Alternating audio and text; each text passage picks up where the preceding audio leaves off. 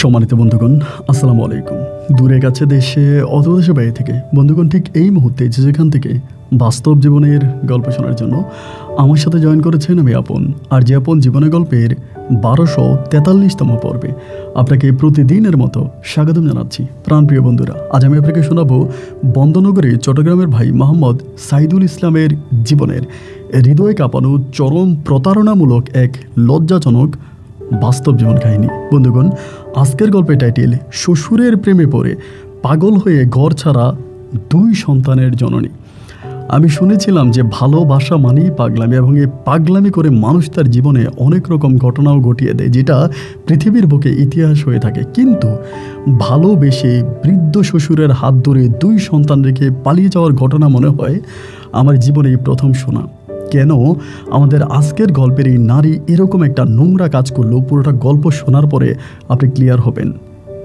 হৃদয় বিদারক এক লজ্জাজনক বাস্তব জীবন কাহিনী। সবাইকে অনুরোধ করবো শুরু থেকে শেষ পর্যন্ত চট্টগ্রামের ভাই সাইদুল ইসলামের জীবনের বাস্তব গল্পটা আপনারা প্রত্যেকে আমার মুখে শুনবেন, এবং গল্প শেষে সাইদুল ইসলামকে আপনার মতো করে একটা মন্তব্য কমেন্ট বক্সে লিখবেন। ধন্যবাদ সবাইকে। সুপ্রিয় বন্ধুগণ, আসসালামু আলাইকুম। আমার নাম মোহাম্মদ সাইদুল ইসলাম। আমার বাড়ি বন্দনগরে, চট্টগ্রাম। বন্ধুরা, আমি আমার জীবনের গল্পটা শুরু করার শুরুতে আপনাদেরকে আমার পরিবারের বিষয়ে জানিয়ে রাখি। আমার পরিবারে আমি আছি, আমার বাবা আছে, মা আছে, রয়েছে আমার দাদা দাদির সহ আমার একজন কাকা। আমাদের পরিবারে আরও সদস্য রয়েছে আমার ছোট 2টা বোন। আমরা টোটাল 2 বোন 1 ভাই। আমাদের পরিবারটা বন্দনগরে চট্টগ্রামের শহরের অদূরে কোনো এক ছোট্ট গ্রামে এক নিম্নবিত্ত পরিবার। আমার বাবা পেশায় একজন কামলা বলতে আমার বাবা মানুষের কাঠ দিয়ে, বাঁশ দিয়ে মানুষের ঘরবাড়ি তৈরি করে। এছাড়া আমার বাবাকে একজন ব্যবসায়ীও বলা চলে। আমার বাবা আমাদের এলাকাতে বাঁশের ব্যবসা করে, বিভিন্ন জায়গা থেকে বাঁশ কিনে, এবং সেই বাঁশ কিনে আমার বাবা অনেক জায়গায় বিক্রি করে, এবং এটা করেও আমার বাবা মোটামুটি অনেক টাকাই উপার্জন করে। ছোটোবেলা থেকেই আমার জীবনটা আমার বাবার সাথেই কাটে। আমার কাকা যদিও আমাদের পরিবারের মানুষই ছিল, কিন্তু কাকার সাথে আমার বাবার সম্পর্কটা খুব বেশি ভালো ছিল না। আমার কাকা ছিল যথেষ্ট পরিমাণের বেপরোয়া একটা ছেলে। কোনোভাবেই আমার বাবার কোনো কথা শুনতো না, আমার বাবাকে মানতো না। কারণে অকারণে বাবার সাথে আমার কাকা ঝগড়া করতো। এই পর্যায়ে দেখা যায় যে কাকা কোনোভাবেই আর আমার আব্বার সাথে না মিশে কাকা আলাদাই থাকে। মাঝে মাঝে বাড়িতে ফিরে আর না হলে 2-3 দিন নিরুদ্দেশ হয়ে যায়। কোথায় যায়, কি করে, এইটা আমার পরিবারের কেউ বলতে পারে না। যাই হোক, আমিও তখন বাবার সাথে পড়ে আছি। বাবা আমাকে নিয়ে এখানে সেখানে যায়, বিভিন্ন জায়গায় কাজকাম করে, এবং এভাবেই তখন সময়গুলো কাটতে থাকে। আমি আমার শিক্ষা জীবনের সম্বন্ধে এতটুকুই বলি, আমি আসলে ছোটোবেলায় খুব বেশি দূর পর্যন্ত পড়াশোনা করতে পারিনি। হয়তো ক্লাস 3 কি ক্লাস 2 পর্যন্তই পড়ছিলাম। 2-3 হবে। নিজের নামটা কোনোভাবে লিখতে পারি, তাও নিজের নাম লিখতে আমার 5 মিনিট সময় লাগে। এত পরিমাণের একটু অশিক্ষিত মানুষ আমি বলা চলে। কিন্তু আমি আব্বার সাথে কঠোর পরিশ্রম করতাম। ছোটবেলা থেকেই বিভিন্ন জায়গা থেকে বাঁশ কাটার কাজ আমি করতাম। আপনারা হয়তো এটা অনেকেই বুঝবেন না, বাঁশ বাগান থেকে বাঁশ কাটাটা সত্যি অনেক বেশি কষ্টের কাজ। কারণ একটা বাঁশ যখন আপনি কাটবেন, বাকি বাঁশের আপনার কোড়কুল বা বাকি বাঁশের যেই ব্রাঞ্চগুলো আছে, এগুলো এই বাঁশটাকে আঁকড়ে ধরে রাখে। এরপরে বাঁশটা ওই বাগান থেকে কেটে নামানোটা খুব কঠিন একটা কাজ। যাই হোক, এরপরও ছোটোবেলা থেকে আমি আব্বার সাথে এই কাজের সাথে পরোক্ষভাবে জড়িত, এবং বিভিন্নভাবে আব্বার সাথে আব্বা যে হাতের যে কাজগুলো করে, ওই কাজগুলো আমি একে একে আব্বার কাছ থেকে প্রায় সব কিছু শিখতেছি। এরকম করতে করতে মোটামুটি আমি প্রায় অনেকটাই বড় হয়ে যায়। আমার বয়স তখন প্রায় 16 থেকে 17 বছরের কাছাকাছি। এই পর্যায়ে আমার বাবা তখন আমাদের গ্রামের প্রায় আরও 2-3টা গ্রাম পেরিয়ে একটা দূরের গ্রামে ওখান থেকে অনেকগুলো বাঁশ কেনে, এবং বাঁশ কেনার পরে ওই দিন কিন্তু আমি যাই না। বাঁশ কিনে আমার আব্বা তখন একটু দুর্বল হয়ে যায়, আগের মতো শরীরে অতটা শক্তি থাকে না, তাই বলে আব্বা বিভিন্ন লোক দিয়ে বাঁশ কাটে আনে। বদলা দিয়ে বাঁশ কেটে আমার আব্বু নিয়ে আসে। আব্বু খুব বেশি একটা তখন আর পরিশ্রম করতে পারে না। তা আমি জেনে অন্য কোথাও গেছিলাম, আব্বা ওখান থেকে বাঁশ কিনে চলে আসছে। তো বাড়িওয়ালা যে ছিল, বাঁশ বাগানের যিনি মালিক, ওনাকে টাকা দিতে পারে নাই। আব্বা আমারে করলো কি, একদিন সকালবেলা বলতেছে যে একটা কাজ কর সাইদুল, আমি তো ওই বাড়ি থেকে বাঁশ কিনছি, তা বাঁশের টাকা তো দেওয়া হয় নাই, তুই গিয়ে টাকাটা দিয়ে আয়। আমি তখন বললাম যে আব্বা, আমি তো চিনি না, জানি না তুমি কোত্থেকে বাঁশ কিনছো, এখন আমি গেলে কি তারা আমার কাছ থেকে টাকা নিবে কিনা। আমার আব্বা বলে অবশ্যই নেবে না কেন, আমি তোর বাড়ির ঠিকানা দিয়ে দিচ্ছি, লিখে দিই, ওইখানে তুই চা। পরে আব্বু আমাকে বলে দিল, দেওয়ার পরে আমি তখন ওই গ্রামে গেছি, এটা আমাদের গ্রামের একটা পরের গ্রামে। তো গ্রামে যাওয়ার পরে ওই বাড়ির মধ্যে ঢুকলাম, ঢুকার পরে ভাই বাড়িটা কেমন জানি সম্পূর্ণ নীরব একটা বাড়ি, বাড়ির আশেপাশে কোনো মানুষকে দেখতে পাচ্ছি না। একটু একটু করে বাড়ির ভিতরে ঢুকলাম এবং ঢুকার পর একটু পর এরকম করতেছি, কিন্তু তারপরেও কারো কোনো শব্দ নাই, কেউ কোনো সারা শব্দ করতেছে না। এদিক সেদিক অনেকটা দেখলাম, অনেকজনকে ডাকাডাকি করলাম এবং একটা পর্যায়ে আমি চিন্তা করলাম এই বাড়ির মধ্যে আসলেই মনে হয় কোনো মানুষ থাকে না। যদি কোনো মানুষ থাকতো তাহলে তো সে মানুষের আমি সারা শব্দ পাইতাম, যেহেতু কোনো মানুষের কোনো সারা শব্দ পাই না। একটা পর্যায়ে আমি তখন ওখান থেকে ব্যাক করে চলে আসি, মানে চলে যাব বলে যখন পিছনে ফিরলাম, ঠিক ওই মুহূর্তে পিছন থেকে একটা কণ্ঠ আমাকে বলে বসলো, আপনি কার কাছে আসছেন ভাই? এটা শোনার পরে আমি একটু পিছনের দিকে ফিরে তাকানোর পরে দেখি বিল্ডিং করা ঘরটা এবং উপরে টিন সেমি পাকা এরকম গ্রিল ধরে একটা মেয়ে তখন দাঁড়িয়ে আছে, একেবারে মিষ্টি চেহারার সুন্দর একটা মেয়ে। আমি তখন তার কাছাকাছি গেলাম, যাওয়ার পর আমি বললাম আমি তো অমুকের কাছে আসছি। বলে উনি আমার আব্বু। আমি বললাম আচ্ছা আপনার আব্বুকে ঘরে আছে? বলে না আব্বু ঘরে নেই, আব্বু বাজারে। আমি বললাম কোন বাজারে? বলে কোন বাজারে গেছে তা তো জানি না, বলছে বাজারে। আমি বললাম তো আপনার আব্বুর কাছ থেকে বাঁশ কিনছিল আমার আব্বা, আমি বাঁশের টাকা দেওয়ার জন্য আসছি। মেয়েটা আমাকে বলতেছে তো আমার কাছে দিয়ে যান। অ্যান্ড ইয়াং বয়সে একটা মেয়ে, আমি চিন্তা করি যে আদৌ এটা ওনার মেয়ে কিনা, বা এতগুলো টাকা দিলে পরে আবার টাকাগুলো অন্য কোথাও চলে যায় কিনা, আমি একটু সন্দেহের মধ্যে আছি। পরে মেয়েটা বলতেছে কী ব্যাপার, আপনি টাকাটা আমার কাছে দেন, আব্বু যদি ঘরে ফিরে আসে তা আমি আব্বুকে দিয়ে দিবনি। তা আমি বললাম যে আপনার নাম কি? বলে আমার নাম সাথী বলার পরে আমি বললাম যে আচ্ছা ঠিক আছে, তা আমি যে এতক্ষণ ধরে ডাকলাম আপনি আসলেন না কেন? বলেন আমরা তো ঘরের ভিতরে লুডো খেলতেছিলাম, আমরা একদম গেমের পর্যায়ে ছিলাম, এই জন্য আসিনি, এখন গেম শেষ তার জন্য আসছি। আমি বললাম আচ্ছা ঠিক আছে। পরে টাকাটা মেয়েটার হাতে দিয়ে দিলাম, দিয়ে দেওয়ার পরে আমি ওখান থেকে চলে আসছি, মানে ওই বাড়ি থেকে চলে আসছি। এবং আসার পরে এরপরে যেটা হইলো, এর 2 দিন পরেই আমার আব্বা আমারে বলে কিরে সাইদুল, আমি না তোরা টাকা দিলাম ওই বাড়িতে টাকা দিয়ে আসার জন্য অমুককে। আমি বললাম হ্যাঁ বাবা, আমি তো টাকা দিয়ে আসছিলাম, ওনারা পাই নাই, ওনার মেয়ের কাছে দিয়ে আসছি, এইটা বলছি। আমার আব্বা বলে ওনার মেয়ের কাছে, তা ওনার তো কোনো মেয়ে নাই। আমি তো ভাই তখন অবাক হয়ে গেলাম, কিরে ওনার কোনো মেয়ে নাই মানে এটা কী ধরনের কথা, আমি তো ওনার মেয়ের কাছে দিয়ে আসছিলাম। পরে আমার আব্বা বলতেছে না ওনার তো কোনো মেয়ে নাই, তুই কার কাছে দিলি টাকাটা, এই টাকাটা কার কাছে দিলি? তখন তো আমি একটু অবাক হয়ে গেলাম। এবার আমি করলাম কি, যে মেয়েকে আমি দিছি আমি তো জানি ওই মেয়ের নাম কি, আমি জানি ওই মেয়ের নাম হচ্ছে সাথী। পরে আমি কি করলাম, মানে আব্বু যখন এটা বললো, পরের দিন ওই লোকের সাথে আমি বাজারে আবারও দেখা করলাম, মানে যার কাছ থেকে বাঁশ কিনছে। তো ওনারা আমি বললাম যে আমি তো আপনাদের বাড়িতে টাকা দিয়ে আসছি একটা মেয়ের হাতে, তো মেয়েকে আপনাকে টাকা দেয় নাই? উনি আমার বললো কোন মেয়ের কাছে টাকা দিছো, মেয়ের নাম কি? আমি বললাম মেয়ের নাম হচ্ছে সাথী। বলে সাথীর কাছে টাকা দিচ্ছ? আমি বললাম হ্যাঁ। বলে তো সাথী তো আমার টাকা দেয় নাই। আমি বললাম সাথী কি আপনার মেয়ে না? বলে না না, সাথী আমার মেয়ে না, আমার ভাতিজি, আমার ছোটো ভাইয়ের মেয়ে। আমি বললাম ছোটো ভাইয়ের মেয়ে, কিন্তু ও তো বললো আপনার মেয়ে। পরে উনি হাসতেছে, বলবো একটু শয়তান তো, একটু দুষ্ট প্রকৃতির তো, এরকম দুষ্টামি করে। আচ্ছা ঠিক আছে সমস্যা নাই, তুমি যাও, আমি বিষয়টা দেখতেছি। এই বলার পর আমি চলে আসার পরে মানে এরপরে আর ওই লোকে আর আমার আব্বাকে কোনো কিছু জানায় না, বা আব্বাকে কোনো কিছু বলে নাই। তো আমি তখন বুঝে গেছি হয়তো লোকে টাকা পেয়ে গেছে বা এরকম কিছু। এইভাবে আরও কয়েকদিন কেটে গেল। আরও কয়েকদিন কেটে যাওয়ার পরে একদিন বিকেলবেলা হলো কি, আমাদের বাজারে আমি গেছিলাম, তো বাজারে যাওয়ার পরে আমার ছোটো বোন বললো ওর জন্য একটা লিপস্টিক আনার জন্য। তো লিপস্টিকের কালারটাও আমাকে লিখে দিল যে ওই কালারের একটা লিপস্টিক আনবো। তো লিপস্টিক আনার জন্য যখন কসমেটিক দোকানে ঢুকলাম ভাই, ওই মুহূর্তে ওই মেয়েটার সাথে আমার দেখা, সাথী নামের মেয়েটা। দেখার পরেই এই মেয়ে যখন এখানে করতেছে, আবার ওই দোকানদারের সাথে আমার একটা ভালো সম্পর্ক, মানে যিনি দোকানের মালিক আর কি, ওনার সাথে আমার একটা মোটামুটি ভালো সম্পর্ক। পরে আমি দোকানদারকে বলতেছি ভাই আপনার দোকানে কোনো ক্যামেরা আছে? বলে না ভাই ক্যামেরা নাই তো, কেন, কী হয়েছে? আমি বললাম আপনার দোকানে কিন্তু চোর ঢুকছে, একটু সাবধানে থাকেন। এইটা বলার পরে মেয়ে আছে, মানে এই মেয়ে আছে আর আমি আছে, আর কিন্তু কেউ নেই। পরে দোকানদারে বলতেছে কি বলেন সাইদুল ভাই, চোর ঢুকছে মানে? কই চোর কই? আমি বললাম ভাই আমার আশেপাশে আছে। মেয়েটা তখন আমার বলতেছে কি ব্যাপার, আপনি আমাকে চোর বলতেছেন কেন? আমি বললাম আপনি চোর, তাই তো চোর বলতেছি। বলে কি ব্যাপার, আমি কোথায় চুরি করলাম? আমি বললাম অবশ্যই চুরি করছেন, আপনি আমার আব্বার বাঁশের টাকা চুরি করছেন। বলে এই টাকাকে আমি দিয়ে দিই নেই? আমি বললাম হ্যাঁ আপনি দিয়ে দিচ্ছেন, কিন্তু প্রথমে তো মেরে দেওয়ার একটা ধান্দা করছেন, তা না হলে কেউ কি জ্যাঠারে বাপ বানিয়ে ফেলে? মেয়ে তখন নিচের দিকে তাকে আছে। আমি বললাম কি লজ্জা পাইছেন? এই বলতেছেন না না লজ্জা পাইনি।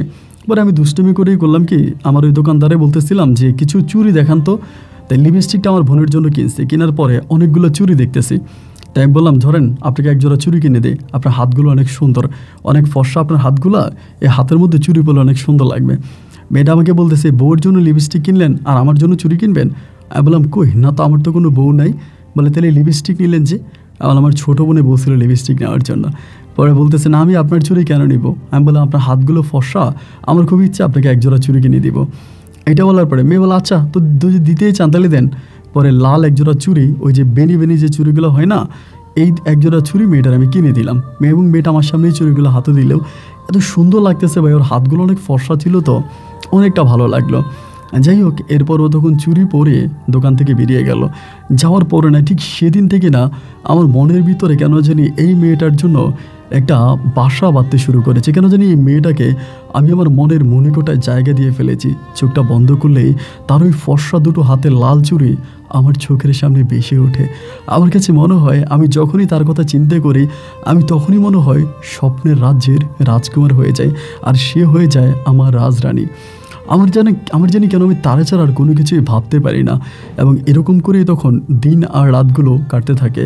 এমন করে সময়গুলো অতিবাহিত হতে হতে একদিন আমি চেষ্টা করলাম যে ওর সাথে একটু যোগাযোগ করা যায় কিনা। জানতে পারলাম ও ওদের এলাকারই পাশের একটা মাদ্রাসায় পড়াশোনা করে এবং ও একাই পড়ে। একদিন করলাম কি, আপনার মাদ্রাসার ছুটি হওয়ার সময় হলে ওদের বাড়ির মাঝামাঝি ওখানে গিয়ে দাঁড়িয়ে আছি। পরে মেয়েটা আসছে, একাই আসছে, বোরকা পরা অবস্থায়, হিজাব পরা, আমি তো চিনতে পারি নাই। আমাকে দেখা বলতেছে কী ব্যাপার সাইদুল ভাই, কোথাও বাঁশ কেনার জন্য আসছেন? আমি বললাম ও তুমি কি সাথী? বলে হ্যাঁ। আমি বললাম বোরকার মুখোশটা একটু খোলো, আমি তো তোমাকে চিনতে পারছি না। পরে বোরকার মুখোশ খুলছে, খোলার পরে আমি বললাম কী ব্যাপার, মাদ্রাসায় গেছিলা? বলে হ। আমি বললাম সাথী আমি তো হচ্ছে বাঁশ কেনার জন্য আসি নাই, আমি আসলে তোমাকে দেখার জন্য আসছিলাম। এটা বলার পরে মেয়েটা বলতেছে কি বলেন, আমাকে দেখার জন্য আসছিলেন কেন? আমি বললাম তোমারে ভাল লাগে তাই। পরে ও হাসি দিয়া বলতেছে ও আচ্ছা, পাম মারতেছেন, আপনার চুড়িগুলো না অনেক সুন্দর ছিল, আমি পরছি অনেক দিন। আমি বললাম এখন যে হাত খালি, তো বলে ঘরে রেখে আসছিলাম। আর আমি বললাম সাথী একটা কথা জিজ্ঞেস করলে রাগ করবেন? বলে না না না, আপনার সাথে তো আমার ফ্রি সম্পর্ক, রাগ করবো কেন? আর আপনাকে আরেকটা কথা বলি, ওই দিন না আমি দুষ্টমি করে কাকার টাকাটা নিচ্ছিলাম এবং এরপরে আমি আর আমাদের নানু বাড়িতে চলে গেছিলাম। পরের দিন টাকাটা ঘরের মধ্যে রেখে আমার মনে ছিল না। পরে কাকা যখন খুঁজতেছিল, মা যখন আমার জানাইলো, আমি এসে আবার কাকারে টাকাটা দিয়ে দিছি, জেঠুরে টাকাটা দিয়ে দিছি। আমি বললাম ও আচ্ছা। তো অনেকক্ষণ মেয়েটার সাথে কথা বললাম এবং ও খুব বংশধর একটা মেয়ে, এবং কথা বলতে বলতে ওর প্রতি আমার একটা ভালো লাগা কাজ করতে শুরু করে। সেদিন অনেকক্ষণ কথা বলার পরে ও বলে আমি চলে যাচ্ছি। আমি বললাম এখন না হয় চলে যাও, কিন্তু আমি তোমার জন্য এখানে অপেক্ষা করব কালকেও। বলে ও আচ্ছা কইরেন, যদি কাম না থাকে তাই চলে আইসেন। এর পরের দিনও একইভাবে এই মেয়েটার সাথে আমি ওখানে দাঁড়িয়ে দাঁড়িয়ে কথা বলি। এই জায়গাটা ছিল একেবারে নিস্তব্ধ নীরব একটা জায়গা, যেটার আশেপাশে তেমন কোনো মানুষজন ছিল না। একটা সুন্দর একটা জায়গা, সুন্দর একটা পরিবেশে আমি তার সাথে মাঝে মাঝে ও মাদ্রাসা থেকে ফিরে আসলে ওখানে বিল ছিল, কিছুটা জঙ্গলের মতো ছিল, বিলের ধারে বসে ওর সাথে আমি গল্প গুজব করতাম। দুজনকে এতটাই ভালোবাসতাম, আজও সে ভালোবাসার কথা মনে হলে না চোখের পানিতে বালিশ ভিজে যায়। এরকম করেই তখন সময়গুলো সামনের দিকে কাটতেছিল। এমন করে কাটতে কাটতে ও আমাকে অনেকটা ভালোবাসে, আমিও তাকে অনেকটা ভালোবাসি। দুজনের মাঝে এমন বেশি ভালোবাসা হয়ে যায় যে কেউ কাউকে ছাড়া একটা মুহূর্তও চিন্তা করতে পারি না। মনে হয় ও আমার দেহের অক্সিজেন, যদি ও না থাকে তাহলে নিঃশ্বাস আটকিয়ে আমি এখানেই ধরপড় করে মারা যাব। এভাবেই সম্পর্কটা সামনের দিকে যেতে যেতে একদিন হলো কি, আমি বাবার সাথে কাজ করতেছিলাম, একটা ঘর বানাচ্ছিলাম একটা বাড়িতেই। তো ঘর বানাইতে গিয়ে দুপুরবেলা আমার ওই দিন না প্রচণ্ড রকমের পেট ব্যথা ওঠে, এবং পেটের ওই ব্যথার কারণে আমি না নিঃশ্বাস নিতে পারতেছিলাম না। একটা পর্যায়ে ওই ঘরের ছালের থেকে আমি তখন নিচে পড়ে যাই। নিচে পড়ে গেলে আমার আব্বা বলে কিরে তোর কী হয়েছে? আমি বললাম আব্বা কয়েকটা দিন ধরে পেটটা ব্যথা করে, এবং এই যে ব্যথাটা না প্রচণ্ড রকমের একটা ব্যথা, এই ব্যথা নিতে পারি না। এরপর যে আমার আব্বা বললো তা কী হয়েছে, চল তোরা ডাক্তার দেখাই। তো এদিক সেদিক ডাক্তার ডাক্তাররা ব্যথার ওষুধ দেয়, খাচ্ছি, বাট ওভাবে ভালো হচ্ছে না। এরই মাঝে আমার সাথীর সাথে দেখা হয়, সাথীরও বলি যে আমার পেটে প্রচণ্ড ব্যথা করে। ও বলে ডাক্তার দেখো, ডাক্তারে কী বলে। এমন করতে করতে দেখা যায় অনেকগুলো দিন পেরিয়ে গেল, বাট আমার ওই পেটের ব্যথার কোনো উন্নতি খুব একটা হলো না। ভাবতেছিলাম যে কি করা যায়, কোথায় যাব, এরকম ভাবতে ভাবতে একটা বার যে আমার আব্বা বললো যে বড় একটা ডাক্তার দেখাইলে ওইখান থেকে হয়তো রিপোর্ট পাওয়া যাবে যে আসলেই কেন পেট ব্যথাটা হচ্ছে। পরে আমাদের এলাকাতে একটা অনেক বড় ডাক্তার বসে প্রতি সপ্তাহে একদিন। তো ওই ডাক্তারের কাছে আমার আব্বা তখন নিয়ে গেলে পরে ডাক্তার অনেকগুলো পরীক্ষা নিরীক্ষা দিল, এবং পরীক্ষা নিরীক্ষাগুলো দেওয়ার পরে একটা পর্যায়ে বোঝা গেল যে আমার পেটে পেটে টিউমার হয়েছে এবং এটা হচ্ছে টিউমারের জন্য হচ্ছে এটা ব্যথা করে পেটের মধ্যে। তো এবং এই টিউমার অপারেশন করতে অনেক টাকার প্রয়োজন এবং টিউমারও মোটামুটি অনেকটা বড় হয়ে গেছে। তো আমার পরিবারের পক্ষে আসলে ওই সময় মানে আমার আব্বার ওই সময় আসলে তারা সমর্থ ছিল না যে আমাকে টাকা দিয়ে আমার আব্বা অপারেশন করাবে, এবং পারিবারিক অবস্থা তখন অনেকটা খারাপের দিকে চলে গেল। ছোটো বোনটা ছিল, ওইটার বিয়ে দিলাম এবং ওইটার বিয়ে দিতে গিয়ে আমার আব্বা পুরো ঋণগ্রস্ত হয়ে গেছে। আব্বার কাছে কোনো রকমেরই টাকা নাই যে আমার আব্বা আমার চিকিৎসা করবে। তো আমাদের পরিবারটা এরকম একটা পরিবার যে আমরা মরে গেলেও না কখনো কারো কাছে হাত পাতবো না, কখনো কাউকে বলবো না যে আমাদের সাহায্যের প্রয়োজন, সাহায্য করেন। আমার আব্বা খুবই স্ট্রেট ফরওয়ার্ড একজন মানুষ। তো যাই হোক, পরে ভাবলাম যে কি করা যায়, এরকম করে মাঝে মাঝে সাথীর সাথে কথা বলি, বাট আমার পেটের ও ব্যথাটা না আমি অনুভব করতে পারতেছি, আমি বুঝতে পারতেছি যে আমার এই ব্যথাটা কতটা তীব্র, কতটা ভয়ানক। এবং আমার কাছে মনে হয়েছে এই বুঝে আমার নিঃশ্বাসটা বন্ধ হয়ে গেল, এই বুঝে আমি নিঃশ্বাস নিতে পারতেছি না, এই বুঝে আমি মারা যাচ্ছি। মানে এইরকম একটা অবস্থা যেটা আসলে কাউকে বলে বোঝানো যাবে না। এত পরিমাণের পেটের ব্যথা এবং তীব্রই পেটের ব্যথায় আমি মা গো বাবা গো বলে কাতরাতে থাকি, প্রচুর চিল্লাইতে থাকি। তো কাউকে আর বলতে পারি না, কেউ আর আমার কথা শোনেও না। এবং এরকম করতে করতে অনেকগুলো দিন প্রায় কেটে গেল এবং একটা পর্যায়ে আমি বিছানায় পড়ে গেছি। আমি শোয়া থেকে খুব বেশি একটা উঠতে পারি না, এবং উঠতে না পারার পরে এবং খুব কষ্ট করে একদিন সাথীর সাথে দেখা করতে গেলাম। গিয়ে সাথীরে বললাম, সাথী হয়তো কালকে থেকে আমি আর তোমার সাথে দেখা করতে পারবো না, হয়তো কালকে থেকে তোমার সাথে আমার আর দেখা হবে না, আমার পেটের ওই অপারেশনটা না করা পর্যন্ত আমি পারতেছি না, এবং হয়তো আমি মারা যাব। যদি আমি মারা যাই তো তুমি আমাকে ক্ষমা করে দিও। আমাকে বলতেছে এটা হতেই পারে না, তুমি মারা যাবো মানে আমি তোমাকে ভালোবাসি, তোমার আব্বা কি সত্যি ওনার কাছে কোনো টাকা নেই তোমাকে অপারেশন করানোর মতো? আমি বললাম না, আসলে আমার আব্বার কাছে কোনো টাকা পয়সা নাই যে উনি আমার এটা অপারেশন করাবে। লাস্ট কিছুদিন আগে আমার বোনকে বিয়ে দিতে গিয়ে আমরা মানুষের কাছ থেকে অনেক টাকা ঋণ করে ফেলি। এরপরে আমার আব্বার পক্ষে কোনোভাবেই সম্ভব না যে আমাকে এটার অপারেশন করাবে। তখনও আমারে বলতেছে তুমি কি আজকে একটা কাজ করতে পারবা? আমি বললাম কী কাজ? পরে রাত 9টার দিকে এখানে আসতে পারবা? আমি বললাম রাত 9টার দিকে এখানে কেন? বলে আসতে পারবে কি না বলো। আমি বললাম আমি পারবো। বলে ঠিক আছে রাত 9টার দিকে এখানে একটু আইসো। তো কেন বলছে এটা তো আর আমি জানি না, আমাকে একটা লোকেশন দিল এবং ওই লোকেশন অনুযায়ী রাত 9টা বাজে আমি ওখানে গেলাম। যাওয়ার পরে দেখলাম ও একটা ব্যাগে করে, কালো একটা পলিথিনের ব্যাগে করে কী জানি নিয়ে আসছে। আইনা আমারে বলতেছে এগুলো নিয়ে যাও এবং এগুলো নিয়ে বিক্রি করে তুমি তোমার চিকিৎসা করো আমারে বলে। আমি বললাম এগুলো কি? ও আমারে বলে তুমি নিয়ে যাও, এখন দেখার দরকার নেই, তুমি ঘরে গিয়ে দেখো, বাট আজকের মধ্যে এগুলো বিক্রি করে ফেলবা, করে কালকের মধ্যে তোমার অপারেশন করে ফেলবা। আমি তখন বললাম যে জিনিসটা কি তা তো আমার জানতে হবে। ও বলে এগুলো আমার মায়ের গয়না, আমার আম্মুর বিয়ের গয়না, আমার আব্বুকে দিছিল, আমার আব্বু দিছিল আমার আম্মুকে, আর আম্মু এগুলো হয়তো আমার বিয়ের জন্য রাখছে। আমি বললাম তো এই গয়না যে তুমি আমাকে দিয়ে দিচ্ছ, এটা নিয়ে আমি যাব, আমার অপারেশন করাবো, আমি ভালো হব, কিন্তু এরপরে তোমার মা কি জানবে না? বলে হ্যাঁ জানবে, একটা সময় জানবে ঘরের মধ্যে গয়না নেই। আমি বলি তারপর? বলে তারপর কি? তারপর আমার মারবে, হয়তো ঘর থেকে বের করে দিবে, হয়তো মারধর করবে, এটাই তো, এছাড়া আর কী করবে? আমি বললাম তারপর তোমাকে তোমার আম্মা মারবে, কাটবে, আর আমি তোমার এই অত্যাচার সহ্য করা দেখব, আর সেটার জন্য আমি অপারেশন করে নিজে ভালো হব? না সাথী, এটা আসলে হতে পারে না, তুমি এটা নিয়ে যাও। ও আমাকে বলে না প্লিজ তুমি নিয়ে যাও। আমি বললাম আমি নিতে পারি, আমার একটা শর্ত আছে। ও বলে শর্ত? আমি বললাম হ্যাঁ, আমার শর্ত হচ্ছে আমি যেগুলো নিয়ে যাব এগুলোর সাথে আমি তোমাকেও নিয়ে যেতে চাই। ও আমাকে বলে মানি, আমাকে নিয়ে যাবো মানি? আমি বললাম হ্যাঁ, আমি তোমাকেও সাথে করে নিয়ে যাব, তুমি যদি আমার সাথে যেতে রাজি হও তবে আমি এই জিনিসগুলো নিব। ও আমাকে বলে আমাকে নিয়ে কোথায় যাবা? আমি বললাম সেটা আমি জানি না। ও আমাকে বলে তোমার তো অপারেশনের দরকার।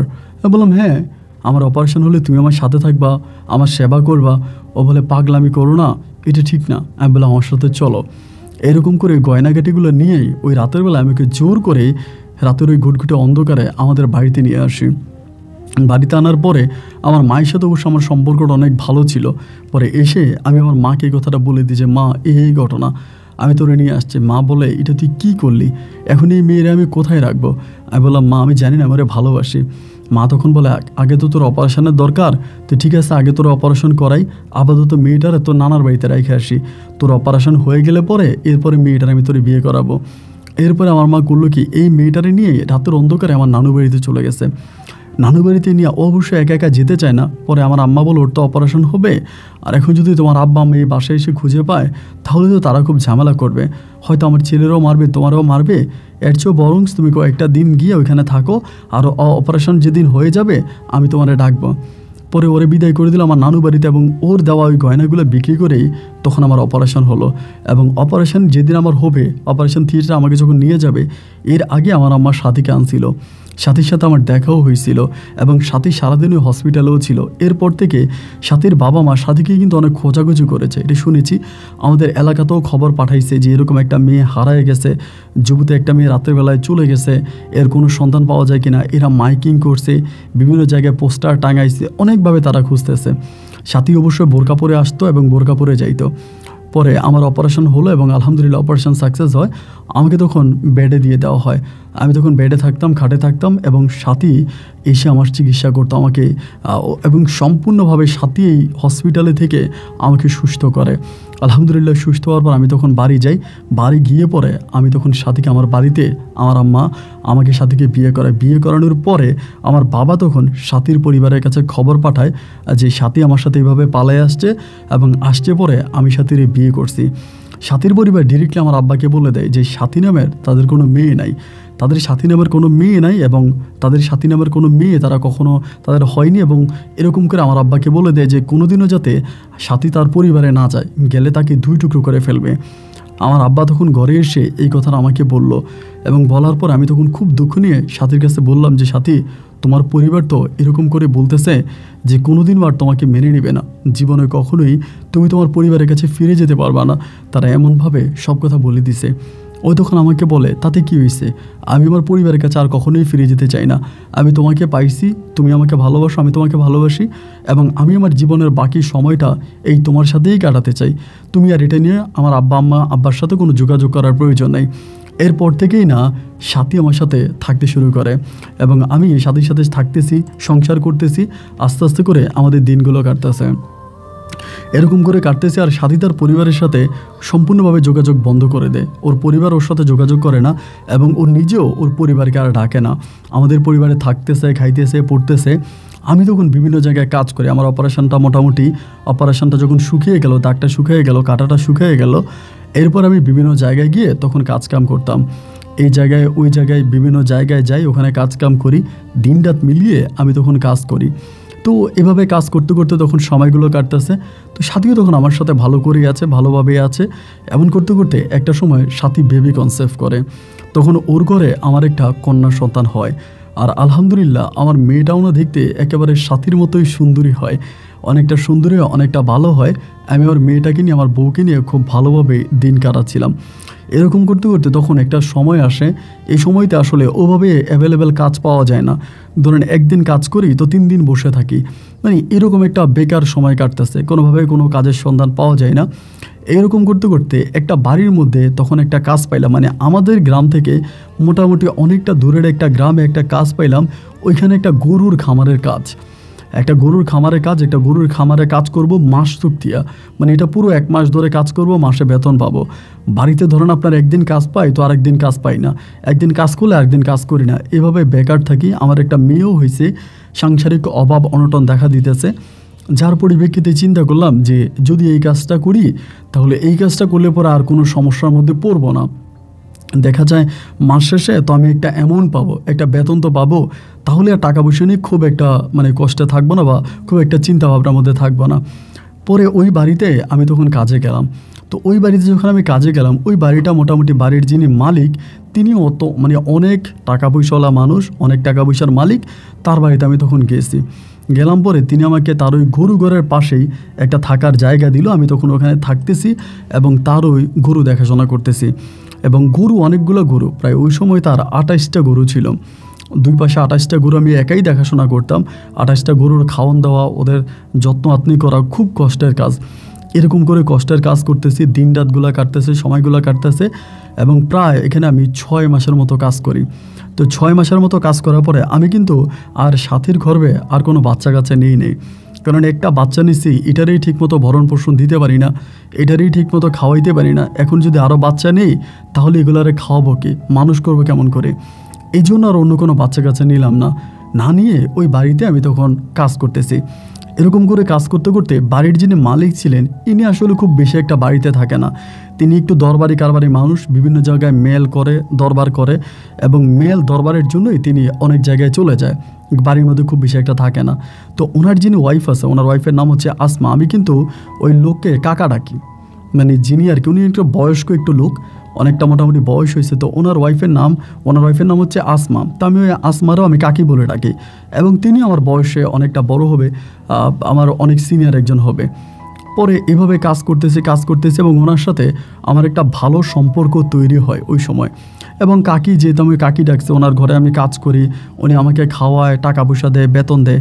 তো ওই হিসাবে মালিকের সাথে কর্মচারী যেরকম একটা সম্পর্ক হয় না, এইরকম একটা সম্পর্ক তখন আমার আমার মালিকের বউ আসমা চাচির সাথে হওয়ার কিছুদিন পরে আসমা চাচি সব সময় মন খারাপ করে বসে থাকতো, এবং তিনি অনেকটা স্বাস্থ্যবান ছিল, খুব ফর্সা ছিলেন, দেখতে অনেকটা সুন্দরী ছিলেন, সবসময় এভাবে বসে থাকতেন, মন খারাপ করে থাকতেন। এইগুলো দেখার পরে আমি একদিন নিজ থেকে জিজ্ঞেস করলাম যে কাকি কী হয়েছে, আমার কাছে কি বলা যায়? আপনি সবসময় মন খারাপ করে বসে থাকেন, আপনাকে দেখলে মনে হয় যে আপনার মনের মধ্যেও মনে হয় অনেক কষ্ট বাসা বাঁধছে, কি হয়েছে আমাকে একটু বলেন তো। পরে বলে, সাইদুল, কার কাছে বলবো দুঃখের কথা, বলার মতো কোনো মানুষ নাই, আমি আর কারে বলবো। পরে আমি বললাম যে ঠিক আছে বলেন না, শুনি কী হয়েছে। বলে, তোমার কাকার সমস্যা আছে, ওনাদের কোনো সন্তানাদি নেই, কোনো বেবি হয় নাই। পরে আমি বললাম যে কাকার কি সমস্যা? বলে, তোমার কাকার শারীরিক সমস্যা আছে, ডাক্তারের কাছে দেখাইছি, ডাক্তারে ওষুধ দিছে, এখন উনি ওষুধ খায় না, ওনারা যতই ওষুধ দিছে উনি ওষুধ খায় না, এবং ওষুধ না খাওয়ার কারণে আমার না বাচ্চা কাচ্চা হয় না। তো বাচ্চা কাচ্চা আজকে এত বছর হয়ে গেছে, বাচ্চা কাচ্চা হয় না, তারপরেও তোমার কাকারে ভালোবাসি এবং ভালোবেসে তোমার কাকার সাথে পড়ে আছে। কিন্তু এখনকার পরিস্থিতি যে দাঁড়াইছে, তোমার কাকা মনে করতেছে যে আমার সমস্যা, কিন্তু ডাক্তার বলতেছে আমার কোনো সমস্যা নাই, ওনার সমস্যা। এরপরেও তোমার কাকা ইদানিং কেমন জানি দেখতেছি আমাকে ছেড়ে দেওয়ার জন্য একটা পায়তারা করতেছে, যে ওনার সংসারে আমাকে রাখবে না, এবং উনি দেখে শুনে আরেকটা ছোট্ট মেয়েরে বিয়ে করবে, এবং একটা অনেক জায়গায় ওনার লিঙ্ক আছে, এই কথা উনি আমারে বলে। আমি তখন বললাম যে এইটা কি বলেন, আপনার এত বয়স হয়েছে, এই বয়সে কাকা আপনাকে ছেড়ে দিবে, এটা কি ধরনের কথা? উনি আমাকে বলে, হ্যাঁ তোমার কাকা তো এটাই বলতেছে যে আমারে রাখবে না, আমাকে ছেড়ে দিবে, এরকম করে আমাকে বলতেছে। পরে আমি বললাম যে কাকি ঠিক আছে, মন খারাপ করেন না, এটা কোনো বিষয় না, আস্তে আস্তে করে ঠিক হয়ে যাবে, এরকম করে বলতেছে। তা এরকম করে সময়গুলো কাটতেছে, 1 দিন 2 দিন 3 দিন কাটতে, এবং সবসময় দেখতাম উনি কান্না করে, ঘরের দরজায় বসে থাকে, কান্না করে, এবং সারাক্ষণই ওনার ভিতরে একটা অজানা কষ্ট কাজ করে। আমিও কিন্তু সাথে সাথে মোবাইলে কথাবার্তা বলতাম ওই সময়, ঘরে আসবে, কিন্তু ওই বাড়িওয়ালির বিষয়ে বা আসমা চাচির বিষয়ে আমি কিন্তু সাথীরে কখনোই কোনো কিছু বলি নাই। তাই এমন করেই তখন সময়গুলো কাটতেছে, দিন রাতগুলো কাটতেছে, এবং এক পর্যায়ে এসে দেখা গেল যে উনি মোটামুটি আমার উপর অনেকটা দুর্বল হয়ে গেছে চাচি। আমি ছাড়া অন্য কারোর সাথে কথা বলে না, এবং সবসময় আমাকে ভালো ভালো খাবার রান্নাবান্না করে খাওয়ায়। চাচা আমার সাথে খুব বেশি একটা কথা বলে না, গরুর ফার্ম দেখাশোনা করেও চাচি, আমার মাস শেষে বেতনও দেয় চাচি, সব কিছুর মধ্যে চাচির একটা আছে আমার মাঝে।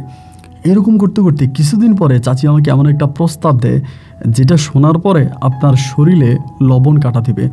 আমার চাচি আমারে বলতেছে যে আমার পরিবার সম্বন্ধে কিন্তু উনি সব জানতো, আমার একটা মেয়ে আছে, আমার ওয়াইফ আছে, আমার ওয়াইফকে আমি পালায়া বিয়ে করছি, এবং আমার প্রেমের গল্প টল্প সবই উনি, পারিবারিক বিষয় সবই উনি জানে। এবং জানার পরে তিনি আমারে বলতেছে, সাইদুল, তুমি তো গরিব, এখন তো তুমি ধরো আমাদের এখানে কাজ করো, এরপরে তুমি এখানকার কাজ শেষ হয়ে গেলে তুমি কোথায় যাবা? আস্তে আস্তে তোমার মেয়েটা বড় হচ্ছে, তোমার আরও বাচ্চা কাচ্চা হবে, তা এখন কি চিন্তা করতেছো তোমার ভবিষ্যৎ নিয়ে?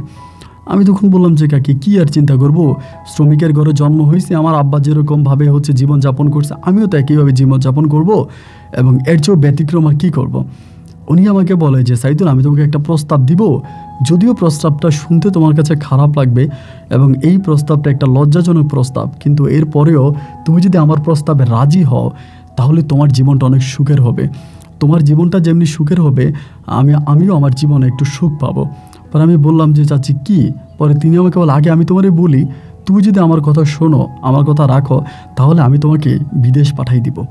বিদেশে আমার এক ভাই আছে সৌদি আরবে, ওই ভাইয়ের সাথে কথাবার্তা বলে আমি সম্পূর্ণ আমার নিজের টাকায় আমি তোমাকে সৌদি আরবে পাঠাই দিব, যদি তুমি আমার প্রস্তাবে রাজি হও।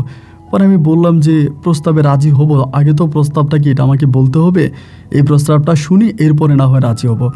পরে আমাকে বলে প্রস্তাব হচ্ছে এইটা, আমার তো কোনো বাচ্চা কাচ্চা হয় না এবং বাচ্চা কাচ্চা না হওয়ার কারণে তোমার কাকা আমাকে ছেড়ে দিবে। তো যার জন্য চাচ্ছিলাম যে তুমি আমার সাথে শারীরিক সম্পর্ক করো, এবং তুমি যেহেতু আমার ঘরেই থাকতেছো, ঘরেরই ছেলে, এখন তুমি তো আর বাইরে যাও না, আমিও বাইরে যাব না, তুমি যদি থাকো, আমার যদি একটা বাচ্চা কাচ্চা হয়, এরপরে তোমার চাচা আর এরকম চুদুর বুদুর করতে পারবে না, এদিক সেদিক যেতে পারবে না এবং খারাপ কিছু করতে পারবে না, আমাকে নিয়েই সংসার করবে। যার জন্য তোমার কাছে অনুরোধ করি তুমি এই কাজটা করো। কথাটা শোনার পরেই না ভাই, মানে আমি নিচের দিকে তাকিয়ে আছি যে চাচি এটা আপনি কি বলেন, আমি আপনাকে মায়ের মতো দেখি, আপনাকে আমি চাচি ডাকি, এবং এটা আপনি আমাকে কী ধরনের প্রস্তাব দিলেন, আমার পক্ষে কি এটা সম্ভব? উনি আমাকে বলে, দেখো সাইদুল ইসলাম, আমি তোমার ভালোর জন্যই বলতেছি, এটা করলে তুমি বিদেশে যাবা, তোমার পরিবার উন্নতি হবে, তোমার সন্তানাদিকে তুমি মানুষ করতে পারবা, এবং একইভাবে আমিও আমার সংসারে টিকিয়ে থাকতে পারবো। আমার স্বামী আর নতুন কোনো মেয়ে আনবে না, আমার সাথেই থাকতে হবে, সন্তানাদি হয়ে গেলে আমার সাথেই থাকবে। তো আমার শ্বশুর শাশুড়িও ওনার শ্বশুর শাশুড়িও আছে, বৃদ্ধ হয়ে গেছে বলে, আমার শ্বশুর শাশুড়িও তখন আমার স্বামীকে চাপ দিবে। তা তুমি এই কাজটা করো সাইদুল, তোমার কাছে আমার একটা আকুল আবেদন। পরে আমি বললাম, চাচি আমি এটা করতে পারবো না। পরে বলে উনিও খুব রিকোয়েস্ট করতেছে যে এটা তুমি করো।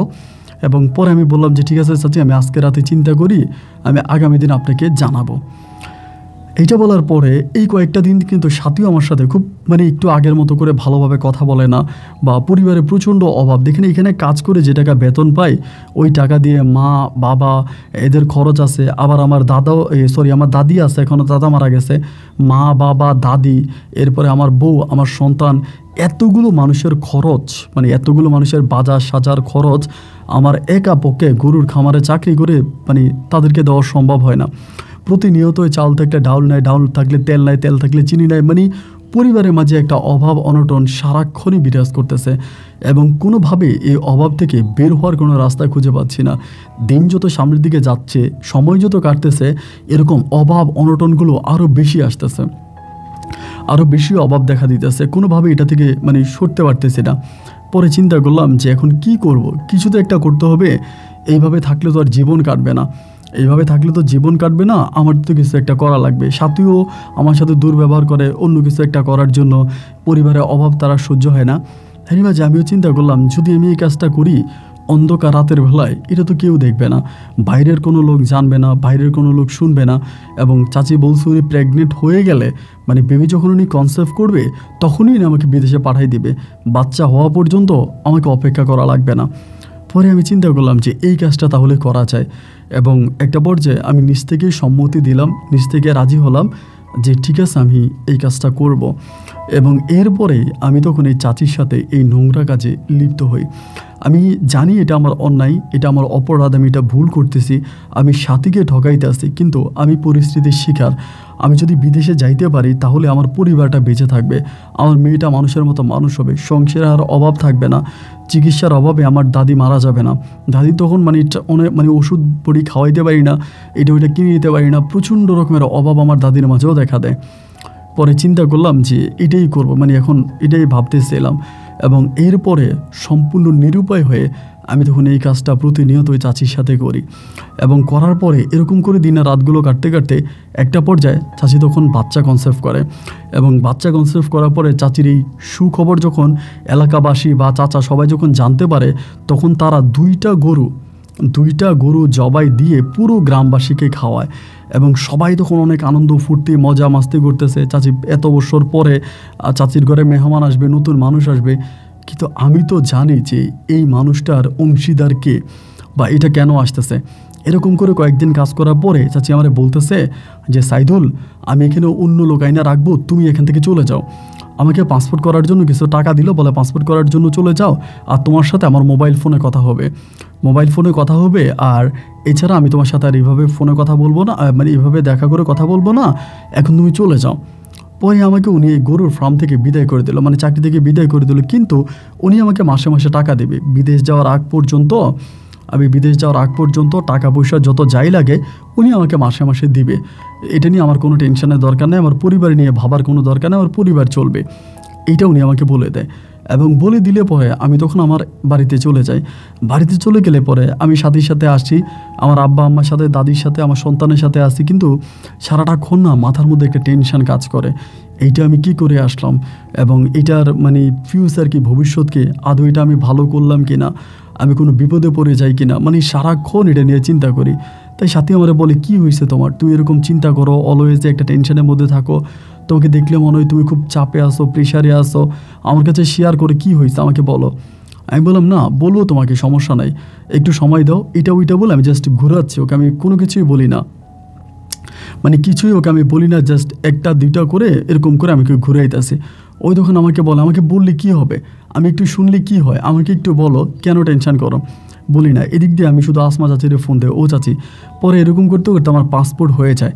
পাসপোর্ট হয়ে যাওয়ার পরে আমি তখন পাসপোর্টের কপি চাচির কাছে পাঠাই, আর চাচির কাছে পাসপোর্টের কপি পাঠিয়ে বলি যে আমি পাসপোর্টের কপি পাঠাইছি, তো আপনি এটা ম্যানেজ করেন বা সব কিছু ঠিকঠাক করেন। উনি আমার বলে, আচ্ছা ঠিক আছে, আমি সব ঠিক করতেছি, তুমি চিন্তা করো না, পাসপোর্টের কপি পাঠাইছি। এরকম করে একদিন, 2 দিন, 3 দিন করে উনি বলে, আমি তো পাঠাইছি, ভিসা তো হচ্ছে না, তুমি অপেক্ষা করো, হয়ে যাবে, আর একটু অপেক্ষা করো, হয়ে যাবে, তুমি টেনশন করো না, হয়ে যাবে। এরকম করে আমার উনি ঘুরাইতেছে, কিন্তু আমি ওর সাথে ফোনে কথা বলতেছি, ও চাচি ভিসা হয় না কেন, এটা ওইটা। এমন করতে করতে চাচির ঘরে একটা ছেলে সন্তান হয়, একটা ছেলে হয়, মানে উনি তখন প্রেগনেন্ট। পরে এই আমাকে 8-9 মাস কিন্তু উনি ঘুরাইছে, আমার কিন্তু বিদেশ নিয়ে যায় নাই, বা উনি বিদেশের প্রসেস করতে পারেও নাই। পরে ওনার একটা পুত্র সন্তান হইলে পরে ছেলে নিয়ে অনেক খুশি, অনেক আনন্দ ফুর্তি আরাম আয়েশ এরকমের মধ্যে আছে। তো আমি আবার, উনি কিন্তু আমাকে মাসে মাসে আবার টাকা দিত, আমার বিদেশের প্রসেস হয় নাই ঠিক আছে, মাসে মাসে আমাকে টাকা পাঠাইতো, প্রতি মাসে উনি আমাকে টাকা দিতেন, আমি ওনার কাছ থেকে টাকা আনতাম সংসার চালানোর জন্য। আমি তখন আর কোনো কাজ করতাম না, বিদেশের জন্য অপেক্ষা করি। এবার উনি আমাকে বলে, এক জায়গায় তো তোমার ভিসাটা দিছি, ওই জায়গায় তোমার ভিসাটা মানে জমা হয় নাই, মানে ওই জায়গায় জমা নেয় নাই, একটু সময় লাগবে, একটু সময় দাও, এটা ওইটা বলে। এরকম করতে করতে ওনার বাচ্চার বয়স তখন প্রায় 5 মাসের কাছাকাছি। বাচ্চার যখন 5 মাস বয়স, ওই সময় হলো কি, একদিন আমি ওনার কাছ থেকে টাকা নিয়ে আসতেছি, মানে উনি আমার টাকা দিত প্রতি মাসে, মানে যেই ডেট দিত ওই ডেটে যাইতাম, উনি আমাকে টাকা দিছে, টাকা নিয়ে আসতেছি। আসরের নামাজের একটু পরে, মাগরিবের কিছুক্ষণ আগে, টাকাটা নিয়ে ঘর থেকে আমি সাইকেল নিয়ে যাইতাম, কিন্তু টাকা নিয়ে সাইকেল নিয়ে আমি ঘর থেকে বেরোইতেছি, এই সময়ে মানে আসমানটির যে স্বামী আছে, মানে আমার ওই চাচা, উনি তখন আমাকে দেখে ফেলছে। তো উনি দেখে আমার ডাক দিছে, এই সাইদুল দাঁড়া। দাঁড়াইছি, দাঁড়ানোর পরে বলতেছে, কিরে এখানে কেন আসছিস হঠাৎ করে। আমি বললাম, এমনি আসছিলাম, মানে আমার বাইরে দেখার জন্য, মানে উসিলা দিতেছি যে আমি ওনার ছেলে দেখার জন্য আসছি। পরে বলে, ছেলে দেখছিস? আমি বললাম, হ্যাঁ দেখছি। তো এইটা বলার পরে বলে, আমার ছেলে কি করে? আমি বললাম যে দেখলাম চাচির কোলে চুমু দিলাম, আদর করলাম, কিন্তু আমি জানতাম না যে এখানে ঘটনাটা অন্যরকম, পরে শুনেন বুঝতে পারবেন। তা আমি তো ওনার সাথে কথা বলতেছি, এটা বলার পরে উনি তখন আমার বললো কি যে আচ্ছা ঠিক আছে, তুই সাইডে আয়, মানে আমাকে সাইডে নিয়ে গেছে। বাচ্চার বয়স তখন কি 5 মাস না 6 মাস বা কতটুকু বয়স আমি জানি না, মানে ওরকম বাচ্চার বয়স হয়েছে। পরে আমাকে সাইডে নিয়ে বলতেছে, আমার বাচ্চারা তুই দেখছিস? আমি বললাম, হ্যাঁ দেখছি। বাচ্চার কোলে নিছিস? আমি বললাম, নিছি, আদরও করছি। পরে আবার চাচির কোলে দিয়ে আসছি।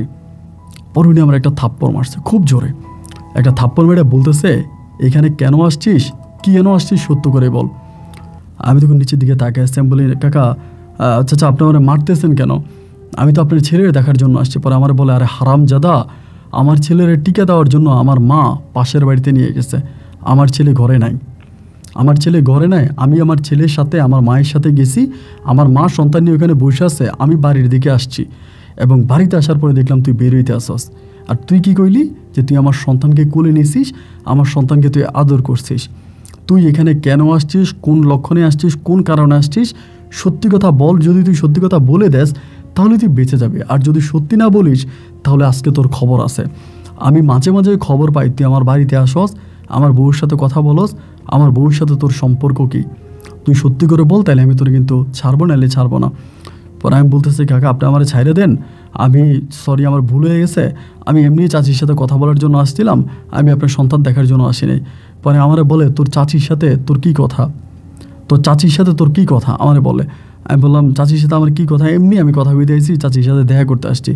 পরে আমারে বলে, না সত্যি করে বল। এই বলে উনি তখন কী করে আমাকে গাছের সঙ্গে বেঁধে ফেলে ওখানেই। ওইটা একটা বাগানের মতো ছিল আর কি, আশেপাশে তেমন কোনো মানুষ টানুষ নাই, একটু নীরব জায়গা। এমন করতে করতে মাগরিবের আজান দিয়ে দিছে। তো মাগরিবের আজান দিয়ে দিছে, উনি আমারে বলে, তুই যদি আমার সত্যি কথা না বলিস, আমি আজকে রাতের মধ্যে তোর এখানে মেরে ফেলবো, তোরে মেরে আমি তোর এই জায়গায়, তোরে আমি এখানে কবর দিয়ে ফেলবো, কেউ জানবে না, দুনিয়ার কেউ জানবে না, আমি তোর এই জায়গায় মাইরা তোর আমি এই জায়গায় কবর দিয়ে দিব। তুই কেন আসছিস, কী কারণে এই বাড়িতে আসছিস, তুই আমার কাছে সত্যি কথা বল। আমি আর কোনো কিছু বলি না। মাগরিবের আজানের পরেও উনি আসে এবং কিছুক্ষণ পরে আজানের শেষ হওয়ার প্রায় আধা ঘন্টা পরে চাচি আমার হঠাৎ করে আমার নাম্বারে কল দিছে। নাম্বারে কল দেওয়ার পরে মানে আমার তখন করলো কি, মোবাইলটা আমার পকেটে, মোবাইল বাজতেছে, উনি তখন মোবাইলটা হাতে নিছে, হাতে নিয়ে দেখলো যে আমি চাচির নাম্বারটা সেভ করে রাখছি অন্য নামে, মানে জান দিয়ে নাম্বারটা আমি সেভ করে রাখি। তো উনি এটা দেখার পরে মানে ওনার মাথায় আসমানটা ভেঙে পরে বলে উনি এরকম একটা ড্যাগার আনছে, এরই মাঝে আমি বলতে ভুলে গেছি, একটা ছুরি আনছে, আইনা আমার পেটের কাছে ছুরিটা ধরছে, বলে তুই তো চাচির সাথে এখন কথা কইবি, আমি যে তোর সামনে আসি এটা বলার দরকার নাই, তোর চাচি যাহা বলে তুই খালি উত্তর দিবি, আর এরপরে যদি তুই অন্যরকম কিছু বলিস আমি তোর পেটের মধ্যে ঢাকাটা ঢুকাই দিব, মানে ছুরিটা ঢুকাই দিব, এখানে তোর আমি মেরে ফেলবো। তাই আমি তখন ভয়ের মধ্যে আসি। পরে চাচির কলটা উনি রিসিভ করছে, করে লাউড স্পিকার দিছে। লাউড স্পিক দেওয়ার পরে চাচি আমারে বলতেছে, ও সাইদুল কি হইছে, তুই কি গেছো বাড়িতে, এখন কই আসো? ও সাইদুল বাড়িতে গেছো? আমি বলি না বাড়িতে যাইতেছি। পরে বলে তোমার চাচার সাথে দেখা হয়েছে? আমি বললাম না দেখা হয় নাই। বলো খবরদার যদি তোমার চাচার সাথে দেখা হয় আমাদের সম্পর্কের বিষয়ে কিন্তু তোমার চাচারে কোনো কিছু বলবা না। পরে আমি বললাম যে না চাচি বলবো না, কোনো কিছু বলবো না। বলো খবরদার তোমার চাচা যদি ভুলেও আমাদের সম্পর্ক বিষয়ে কোনো কিছু জানতে না পারে, নাইলে কিন্তু তোমাকেও মেরে ফেলবে, আমারও তালাক দিয়ে দিবে। তো চাচা তো সব কিছু শুনতেছে। পরে আমি বললাম না চাচি আমি বলবো না। পরে বলে আচ্ছা ঠিক আছে তুমি যাও, আমি তোমার খুব দ্রুতই বিদেশ পাঠানোর ব্যবস্থা করতেছি, তুমি চিন্তা করো না, আমি তোমার এই 2-1 মাসের মধ্যে পাঠাই দিব, আমার সব কিছু হয়ে গেছে, আমি টাকাও জমা দিয়ে দিছি। সাইদুল তুমি চিন্তা করো না, যাও তুমি সাবধানে বাড়ি যাও। আমি বললাম আচ্ছা ঠিক আছে। এইটা বলিয়ে তখন ফোন লাইনটা কেটে দিলাম। কেটে দেওয়ার পরে চাচা তখন আমার দিকে তাকায় আছে, মানে আমি তো তখন বুঝেই গেলাম যে উনি আমার মেরে ফেলবে, কারণ উনি খুব ডাকাই টাইপের মানুষ, বিভিন্ন জায়গায় দরবার কারবার করে, এবং উনি খুব মানে বয়স্ক মানুষ হলেও না উনি অনেক ডিয়ারিং, অনেক খারাপ লোক আর কি। রাজনীতিও করতো ওই সময় এবং সরকারি দলের রাজনীতি করতো, খুব প্রতাপশালী লোক। তাই পরে আমারে বলে যে তোর চাচি তোরে কেন বিদেশ পাঠাবে রে? আমি কিছু বলি না। পরে বলে তোর চাচি সাথে তোর কি সম্পর্ক, যে সম্পর্কের কথা তুই আমার কাছে বলতে পারবি না। এ কথা বলেই তখন ছুরিটা আমার গলার মধ্যে এমনি ধরে। তখন মনে হয় ভাই আমার গলাটা কেটে গেছে, মানে এই জায়গা দিয়ে কেটে রক্ত বেরোইতে আছে। তা আমি বুঝতেছি যে আমি আর গলা কেটে ফেলতেছি। আমি বলি চাচা আমার গলা কেটে যাচ্ছে। বলে বল। আমি তখন এই গলাটা ছুরিটা যখন ধরে গলার মধ্যে, আমি তখন বলি চাচা আপনার যে ছেলে আছে ওই ছেলে, এটা আপনার ছেলে না, এটা আমার ছেলে। এটা আপনার ছেলে না, এটা আমার ছেলে। এবং এটা বলা মাত্রই ওই তখন ছুরিটা আমার গলা থেকে সরিয়ে আমার বলে কি বললি তুই এটা কি বললি? আমি বললাম হ্যাঁ, ওইটা আপনার ছেলে না, এটা আমার ছেলে। আমি চাচির সাথে শারীরিক সম্পর্ক করছি এবং যে বাবদে আমার এই ছেলেটা হয়েছে উনি আমারে বলে তাহলে এটা তোর সন্তান? আমি বললাম জি আমার সন্তান। আমার এটা তোর চাচি থেকে যে সন্তান আসছে এটা বাবা তুই? আমি বললাম জি এটার বাবা আমি। চাচি আমার এমনি পরে যা সত্য আমি সব কিছু বললাম। বলার পরে উনি তখন আমারে বললো, আমার হাতের বাটনটা তখন খুলছে, খুলে বলে দেখ আমি তোর এখানে মাইরা ফেলতে পারতাম, তোর এখানে মাইরা আমি তোর পুঁতে ফেলতে পারতাম, কবর দিতে পারতাম, তাই আমি তোর কবর দেই নাই এই কারণে যে তুই তো একটা মায়ের সন্তান, তুই গরিব মানুষ বা তুই পরিস্থিতির শিকারে তুই এটা করছস, আমি তোর মাফ করে দিলাম, তবে তুই এখন আমার সাথে যাবি। হ্যাঁ বললাম তারপর? বলে আমার সাথে যাবি, যাওয়ার পরে আমি যা করব তুই সব কিছু মেনে নিবি, যদি তুই মেনে নেস তাহলে তুই বেঁচে যাবে, আর যদি না মানিস তাহলে তোর মৃত্যু হবে। হ্যাঁ বললাম কাকা আপনি কী করবেন? বলে আমি কী করবো এটা তুই আমার সাথে গেলে বসবি, চল। এইটা বললে উনি তখন আমাকে গিয়া প্রথমে আমার কী করলো, পাশের রুমের দরজার মানে পাশের একটা রুম আছে, ওই রুমের মানে মেহমানদের জন্য এটা গেস্ট রুম বলে, ওই রুমে তালা মারা আছে, চাবি দিয়ে তালাটা খুলে এটার মধ্যে আমাকে ঢুকে উনি বাইরে থেকে আমার কাছ থেকে আবার মোবাইল ফোনটা নিয়ে গেছে। মোবাইল ফোনটা উনি সাইলেন্ট করুন আর পকেটে রাখছে, রাখা দরজাটাও তখন লাগাই দিছে। দরজাটা লাগাই দিয়া চাচি রুমে গেছে। জিয়া কী জানি চাচির সাথে কথাবার্তা বলতেছে, বলার পরে উনি বলতেছে চাচিরে বলতেছে ব্যাগ রেডি করো, মানে আমি কিন্তু পাশের রুম থেকে শুনতেছি, বলে ব্যাগ রেডি করো, তোমায় এখন তোমার বাপের বাড়ি যেতে হবো, তোমার মা নাকি অসুস্থ। চাচি বলে কি বলেন? আমি তো একটু মার সাথে কথা বলছি, চাচির মা কিন্তু অনেক বয়স হয়ে গেছে। পরে বলে না অবস্থা ভালো না, চলো ব্যাগ টেক রেডি করো। তো এখন এটা বলতেছে, চাচি তখন ব্যাগ টেক রেডি করতেছে না কি করতেছে জানি না। এই প্রায় আপনার আধা ঘন্টা পরেই হঠাৎ করে চাচা বললো কি দরজাটা খুইলেই চাচিনি নিয়ে আমার রুমের মধ্যে যখন চাচিনি নিয়ে আসছে, চাচি তখন আমার দিকে তাকায়া মানে জায়গার মধ্যে বসে গেছে, মানে মাটির মধ্যে বসে গেছে। বসে যাওয়ার পরে উনি তখন বলতেছে যে এরে চিনো, মানে চাচিরে বলতেছে এই ছেলেটারে চিনো? বলে হ্যাঁ চিনি। বলে এর নাম কি? বলে ওর নাম সাইদুল ইসলাম। বলে এই সাইদুল ইসলামের সাথে তোমার সম্পর্ক কী? ওই সময় কিন্তু বাচ্চাটা চাচির মানে ওই রুমের মধ্যে, পাশের রুমে।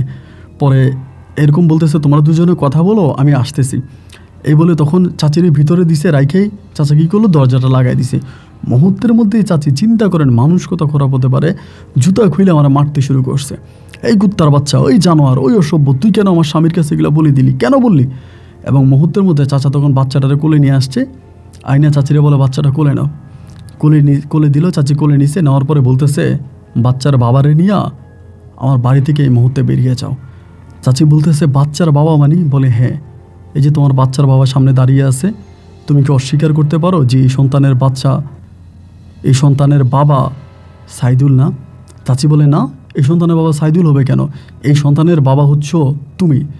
পরে চাচা বলে যে ঠিক আছে, তাহলে তোমার বাচ্চার মাথায় হাত দিয়ে বলো তো এই সন্তানের বাবা আমি। চাচি মুহূর্তের মধ্যেই তার সন্তানের মাথায় হাত দিয়ে বলতেছে যে আমি সন্তানের মাথায় হাত দিয়ে বললাম যে সন্তানের বাবা তুমি।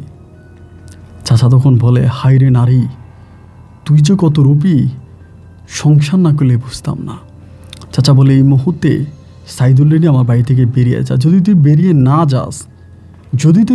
না যাস তাহলে কালকে সকালে দিনের আলোতে আমি তোর 14 গোষ্ঠীর ডাইকা, গ্রামবাসীর ডাইকা, আমি তোকে দুইজনের একসাথে কুকুরের মতো পিটাইয়া এরপরে বাইর করে তোদেরকে আমি একসাথে বের করব।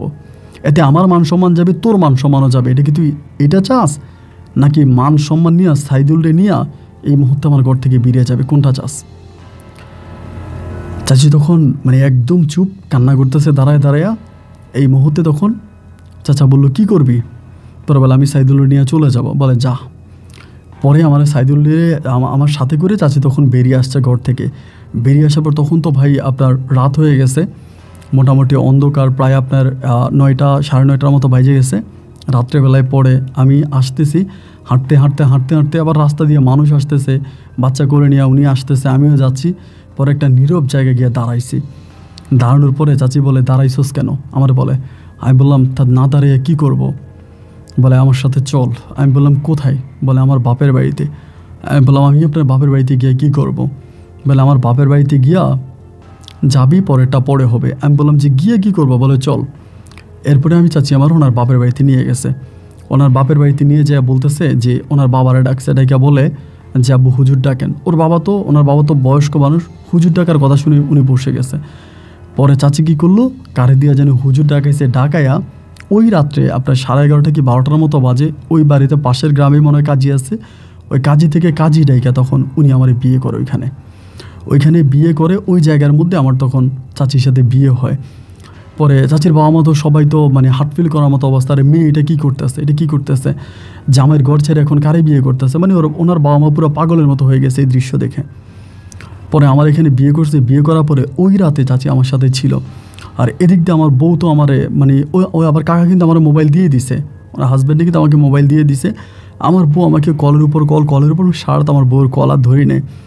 সকালবেলা চাচি আমার বলতেছে বাড়িতে যাবি, গিয়া তোর বউরে তালাক দিবি, তোর বউরে তালাক দিয়া এরপর আমার তোর ঘরে নিয়ে যাবি।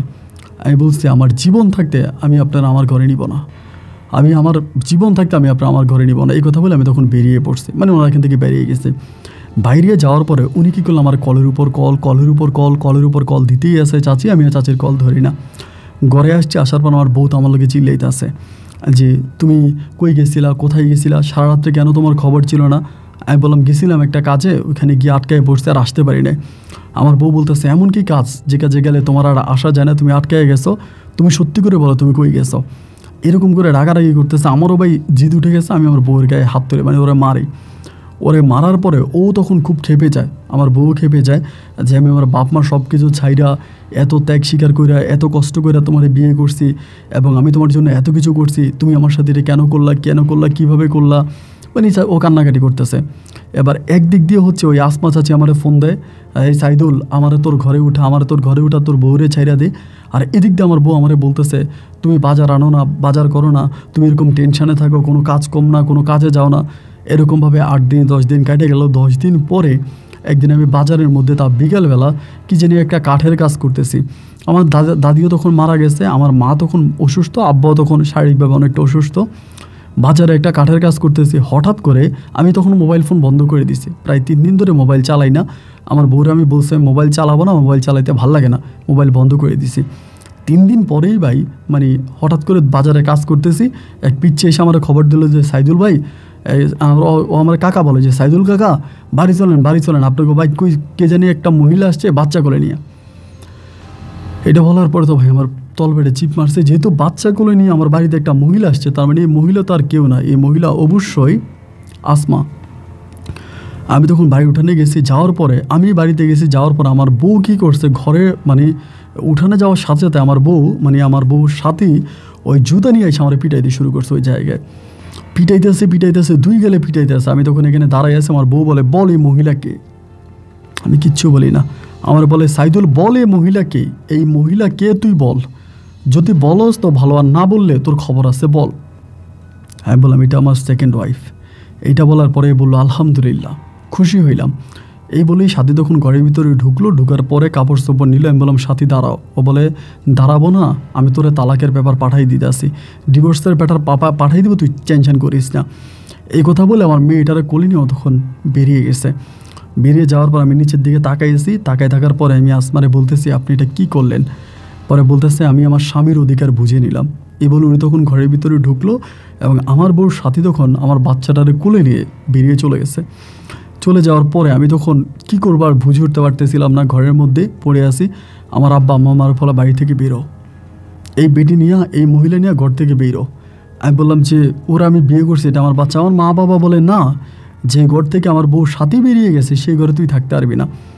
আমার ধাক্কায়া পরে আমার পরিবারের মানুষ, আমার আব্বা আম্মা আমাকে ঘর থেকে বের করে দিল। ঘর থেকে বের করে দেওয়ার পর আমি তখন সাথীরে নিয়ে আমার পাশের বাড়িতে, মানে আমাদের পার্শ্ববর্তী বাড়ির আমার এক কাকা আছে রশিদ কাকা, ওনার সাথে আমার ভালো সম্পর্ক। রশিদ কাকার আবার ওয়াইফ মারা গেছে, উনি একাই থাকে, ওনার ঘর আছে বড়। পরে আমি ওই ঘরের মধ্যে গিয়ে উঠছি, রশিদ কাকার ঘরে উঠছি।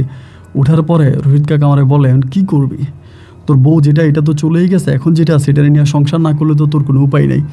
পরে রশিদ কাকা আমার আসমারে বলতেছে যে আপনার তো মোটামুটি টাকা পয়সা আছে, এখন নাইলে ওর একটা লাইন করে দেন, বাতিজার একটা লাইন করে দেন, যেহেতু আপনি বিয়ে করেই ফেলছেন, আপনার সন্তান হয়েই গেছে, তো এখন আর কী করবেন, ওর একটা লাইন ফাইন করে দেন, কিছু একটা করে দেন, আপনি ওর সংসারই করেন যেহেতু চলে আসছেন। আসমা তখন বলতেছে যে হ্যাঁ এইটাই করবো, ওরে আমি দেশের বাইরে পাঠাই দিব, আমার হয়ে গেছে। এই কথা বলে প্রায় 15 দিনের মাথায় আমার তখন সৌদি আরব থেকে ভিসা আসে। এই ভিসা আসতে যে এত মাস লাগছে। সৌদি আরব থেকে ভিসা আসার পরে এবার মানে আমারে বলতেছে, আসমা বলতেছে তুমি সৌদি আরবে চলে যাও, আর এই টেনশন নিও না, এই প্যারা নিও না। এর মাঝে সাথী কোথায় চলে গেছে আমার কোনো সাথীর কোনো খবর নাই, ওকে ওর বাপ মায়ের কাছে গেছে না কোথায় চলে গেছে আমি আর জানি না। পরে আমারে বলতেছে তুমি বিদেশ যাও, তুমি বিদেশে গেলে সব কিছু ঠিক হয়ে যাবে, এটা নিয়ে তুমি টেনশন করো না, তুমি বিদেশে চলে যাও। আমি বললাম যে না আমার যেতে ইচ্ছে করতেছে না। পরে এরপরও আমি তখন বাধ্য হয়ে শেষ পর্যন্ত বিদেশে গেছি। বিদেশে যাওয়ার আগের দিন আমি আমার আব্বা আম্মার সাথে দেখা করতে চাই, বাট তারা আমার দেখে দরজা লাগাই দিচ্ছে, তারা আমার চেহারা দেখতে চায় না। পরে সৌদি আরবে গেলাম, যাওয়ার পরে 8 মাসের মাথায়, সৌদি আরবে 8 মাস ছিলাম, 8 মাসের মাথায় কোম্পানি তখন ছুটিতে বাড়িতে যাওয়ার জন্য। আমি বাড়িতে যাব না, বাড়িতে আসি নাই ছুটিতে, মানে ওই কোম্পানির একটা বাৎসরিক একটা ছুটি আসি না আসার পরে এর মাঝে প্রায় 2 বছর পরে তখন কোম্পানি লিগেলভাবে ছুটি দেয়। এদিক দিয়ে আসমা আমার আসতে বলে, আমার ছেলেটা কান্নাকাটি করে আসতে বলে। পরে 2 বছর পরে আমি তখন ছুটিতে বাংলাদেশে আসি। বাংলাদেশে আসার পরে আমার বউ কিন্তু তখন ওই যে রশিদ কাকার বাড়ির সামনেই আমি একটা ঘর বানাই, আমার বউ একটা ঘর বানায়, ওই ঘর বানাইয়া ওইখানে আমার বউ তখন আমার সন্তান নিয়ে পড়ে আছে বা আমার সন্তান নিয়ে থাকে। এবার যেটা হইলো সেটা হচ্ছে আমি 2 বছর পরে আসছি, আইসা আসমার সাথে ছিলাম। আব্বা আম্মা কিন্তু তখন আর আমার সাথে কথা বলে না। আমার আব্বা এই বুড়ো বয়সে কাজ করে কামাই করে, আমার আব্বা বুড়ো বয়সে খায়, আমার কাছ থেকে কোনো টাকা নেয় না, আমার কাছ থেকে কোনো টাকা পয়সাও নেয় না। আমার সন্তান হিসেবে আমার বাবা কোনো মূল্যায়নও করে না, মানে আমি তার সন্তানই না, তার একটাই মেয়ে। পরে যেটা হইলো আমি কয়েক মাস থাকলাম, থেকে আমি আবারও সৌদি আরবে চলে গেছি। এবার সৌদি আরবে যাওয়ার পরে আমি শুনতে পাইলাম যে আসমার ঘরে আমার আরেকটা মেয়ে সন্তান হয়েছে। আমার এক ছেলে এক মেয়ে, ছেলেটা মোটামুটি তখন বড় হয়ে গেছে, মেয়েটা তখন হইল। মেয়েটা হওয়ার পরে আমি বিদেশ করতেছি। তো এবার মেয়েটা হওয়ার পরে মানে আমার দ্বিতীয় সন্তানটা হওয়ার পরে এই মানে আসমার সাথে আমার ঝগড়া ও ভাই আমার কথা শোনে না, কারণ ও কারণে মোবাইল ফোন বন্ধ করে দেয়, ঝগড়া করে, ঝামেলা করে, আমার সাথে ঠিকমতো কথা বলে না, কই চলে যায়, কোথায় চলে যায়। এখন ওকে বাংলাদেশে দেখাশোনা করার মতো তো কেউ নেই। আমি পড়ে আছি সৌদি আরবে, আমি থাকি সৌদি আরবে, তা ওরে দেশের বাড়িতে কে দেখবে বলেন? এখানে তো কেউ নেই। আমার কথা শোনে না, রাতে মোবাইল বন্ধ করে দেয়, দিনে মোবাইল বন্ধ করে দেয়। আমি ভাই বিদেশের মাটিতে একটা টেনশনে পড়ে থাকি, যেহেতু বিয়ে করে ফেলছি, বউ বয়স বেশি হোক, কী আর করবো। এবার আমি তখন কী করি, রশিদ কাকারে ফোন দিই। রাত্রে 12টা 3টা বাজে রশিদ কাকারে ফোন দেয়, ও কাকা যাই একটু আমার বউর ঘরের দরজা ধাক্কান তো, দেখেন তো ঘরে আছে কি না, আর তো মোবাইল বন্ধ। এইবার উনি ঘুম থেকে উঠা যায়, দরজা ধাক্কায়, ওই বউ দরজা খোলো, দরজা খোলো। তাই দরজা খুললে পরে বলে, নাও এই তোমার সাথে সাইদুল কথা বলবে। পরে ও কানে নেয়। আমি বললাম, কী হয়েছে, তোমার মোবাইল বন্ধ কা? বলে মোবাইল বন্ধ হয়ে গেছে, চার্জ ছিল না, এই ছিল না, ওই ছিল না, মানে অজুহাত দেখে দেখে মোবাইল বন্ধ করে রাখে। পরে আমি কতক্ষণ কথা বলে ওর মোবাইল অন করলে পরে আমি আবার বলি যে কাকা ঠিক আছে, লাইন কেটে দিই। এইরকম করে রাত বিরাতে এরকমভাবে ও মোবাইল বন্ধ করে রাখতাম। আমি হচ্ছে কাকারে ফোন দিতাম, এবার ওরে মোবাইলে গালাগালি করতাম, আমি জিদ করে মোবাইল বন্ধ করে রাখতাম। মানে স্বামী স্ত্রীর মাঝে ঝগড়া হইতো, এবং ওই ঝগড়ার মাঝে রশিদ কাকা তখন আমাদেরকে সাপোর্ট দিত। মানে আমাদের ঝগড়াঝাটি হইলে দায়িত্ববান লোকের মতো, মানে পারিবারিক লোকের মতো আমাদের দুজনকে মিলাই দিত, সব কিছু ঠিকঠাক করে দিত। ঝগড়া হইলে উনি নিজ দায়িত্ব আমাদের ঝগড়া মিটাই দিত। তো যাই হোক, এরকম করে উনি পড়ে আসে। তো এমন করতে করতে উনি আমার বউয়ের ঘরে যাইতো, আমার বউর লগে থাকতো, এটা ওইটা করতো, মানে অনেক কিছুই করতো। এমন করতে করতে আস্তে আস্তে গ্রামের মানুষের অনেকের সাথে তো আমি তখন মোবাইল ফোনে কথা বলি, তো সবাই তখন এমন করে বলতেছে যে এই ঘটনা, তোর বউ তো এটা করে, তোর বউ তো ওইটা করে, এবং ওই রশিদ তোর বউয়ের ঘরে যায়, মানে নানান ধরনের লোকে বাজে বাজে কথা বলে। কথা বলার পরে আমি তখন আমার বউরে বলি যে রশিদ কাকা যাতে আমাদের ঘরে না আসে। এবারও আমার আরও খারাপ কথা বলে, এই তোমার রশিদ কাকা আসলে কী হয়েছে, সে কী করে, এই করে ওই করে, এরকম করতে করতে আস্তে আস্তে লোকে মানে আমি কিন্তু এই পর্যন্ত যত টাকা কামাইতেছি সবে কিন্তু আসমারে দিতেছি, কারণ আমার তো বাবাও কথা বলে না, মাও কথা বলে না, আমি সব টাকাই কিন্তু আসমার অ্যাকাউন্টে দিয়ে দিতেছি ওরে ঠিক রাখার জন্য, বা ও যাতে টাকা পয়সা দিলে ঠিক থাকে, আমার সংসার করে। ওই তো আমার বিদেশে পাঠাইছে, এই জন্য আমি বেশিরভাগ টাকায় ভাই আমি ওর অ্যাকাউন্টে পাঠাইতাম। এমন করতে করতে এবার আমি খবর পাইলাম যে সত্যি নাকি আসমা নাকি আমার কাকা আব্দুল রশিদ কাকারে বিয়ে করে ফেলছে। কি রশিদ কাকারে বিয়ে করে ফেলছে খবর পাইলাম, পাওয়ার পর ভাই আমি তাড়াতাড়ি ছুটি নিয়ে দেশে গেছি। দেশে যাওয়ার পরে ঘরে ঢুকবো, ওই সময় আসমা আমারে বলে, তুমি আমার ঘরে ঢুকো না। আমি বললাম কেন? বলে তুমি কালকে আসো। কালকে আসবো? বলে কালকে আসো। আমি তখন আমার বাপ মায়ের কাছে গেছি, এরা আমার ঘরে ঢুকতে দেন। আমি সারাদিন আমার বাপ মায়ের ঘরের দরজায় দাঁড়াই আছি, বসে আছি। একটা পর্যায়ে সকালবেলা আমি যখন আবারও গেলাম, যাই দিই যে ঘরে তালা মারা, সকালবেলা তালা মারা। আমি কিন্তু হঠাৎ করে গেছি, ওরা না জানিয়ে গেছি। তালা মারা দেখে আমি সকালবেলা যে তালা মারা সবাই ডাকতেছি, কেউ বলে দেখে নাই। এবার রশিদ কাকার ঘরে যেয়ে দেখতেছি যে রশিদ কাকার ঘরেও তালা মারা। এবার খোঁজা শুরু করলাম, কই গেল, কোথায় গেল, খোঁজা শুরু করলাম। এবার খুঁজতে শেষ পর্যন্ত জানতে পারলাম যে আমার ওই রশিদ কাকার সাথে আমার বউ পালায়ে গেছে। বাপ্পাই তখন আর দাম দেয় না, মূল্যায়ন দেয় না, পাগলের মতো তখন হয়ে গেছে। মানে পাগলের মতো রাস্তায় ঘুরতেছি, এই করতেছি, ওই করতেছি, মানে এই ঝামেলার মধ্যে পইরা দৌড়াইতেছি, খুঁজতেছি ওরা কই গেল, কোথায় গেল, আমার টাকা পয়সা সব আসমার অ্যাকাউন্টে। এরকম করে দৌড়ে করতে করতে ভাই কীভাবে জানি, কোথায় জানি, আমি আমার পাসপোর্টটা হারাই ফেলি। যে পাসপোর্ট আমার ভিসা আছে, ওই পাসপোর্টটা আমি হারাই ফেলি। পাসপোর্টটা আমি আর পাই না। এবার আমার ভিসারও তখন মানে আমার ছুটিরও মেয়াদ শেষ, ছুটির মেয়াদ আছে আর কয়েকদিন, মানে আবার রিটার্ন টিকিটের মেয়াদ আর কয়েকদিন। এর মাঝে আমি পাসপোর্টটা হারাই ফেলি। এই সাথীরই খুঁজতে মানে আপনার আসমারে খুঁজতে আসমার টেনশনে আমি তখন এই পাসপোর্টটা হারাই ফেলি। পাসপোর্টটা হারিয়ে পরিপূর্ণভাবে তখন পাগল হয়ে যাই। এরপরে আমি আর সৌদি আরবে ব্যাক করতে পারি না, এবং গ্রামের সবাই তখন আমারে বলে, তুই গ্রামের মধ্যে আসিস না, তুই গ্রামের কলঙ্ক, এটা ওইটা। আসমা এবং আব্দুর রশিদ কোথায় গেছে এর কোনো সন্ধান আমি পাই না, এবং আস্তে আস্তে জানতে পারি আব্দুর রশিদ তার গ্রামের বাড়ি বিক্রি করে দিবে, তার গ্রামের জায়গায় সম্বন্ধে বিক্রি করবে, এবং মানে গোপন সূত্রে খবর পাইছে ওরা চট্টগ্রাম শহরে আছে, ওইখানে বাসা ভাড়া করে থাকতেছে। তো এখন আমার বউ যে আসমা, সে কিন্তু আমাকে মানে আপনার সাথী প্রথম যে আমার বউ ছিল, ওই বউ কিন্তু আমার ডিভোর্স দিয়ে দিছে, এবং আসমার সাথে আমার কোনো ডিভোর্স নেই, বা আমার ডিভোর্স মিকোর্স কোনো কিছু দেয় নেই, আমার কিছু না দিয়েও পালায়ে গেছে। তো ও তো আর আমার কাছ থেকে ডিভোর্স হয়ে গেছে। আমি তখন আস্তে আস্তে করে আমি সাথীর কথা চিন্তা করি, তো সাথীর সাথে বেইমানি করছি, এবং বেইমানি করার কারণেই তো আজকে আমার এই পরিণতি। এমন করতে করতে লোকে খবর পাইলাম সাথী নাকি ঢাকা চট্টগ্রামে একটা গার্মেন্টসে চাকরি করে। আমার মেয়ের নিয়ে একটা গার্মেন্টসে চাকরি করে, পরে খবর পাইছি, খবর পাওয়ার পরে মানুষের মাধ্যমে ওর ঠিকানাটা নিলাম। ওর পরিবারের ওর মেনে নেন, পরিবারে গেছে, ও যায়ও নাই। পরে ঠিকানা নিয়ে আমি বেশ কয়েক বছর পরে, এই আপনার প্রায় মাস দেড়েক পরে 2021 সালের দিকে এরকমই সব 21 কি 22 সালে আমি তখন ওর সাথে দেখা করি। ওর গার্মেন্টসের সামনে দাঁড়াই থাকি, ওর গার্মেন্টস আর একটা মেয়ের সাথে কথাবার্তা বলে, পরে ওই মেয়েটা ওরা ডাইকে আনলে পরে ওর সাথে আমার দেখা হয়।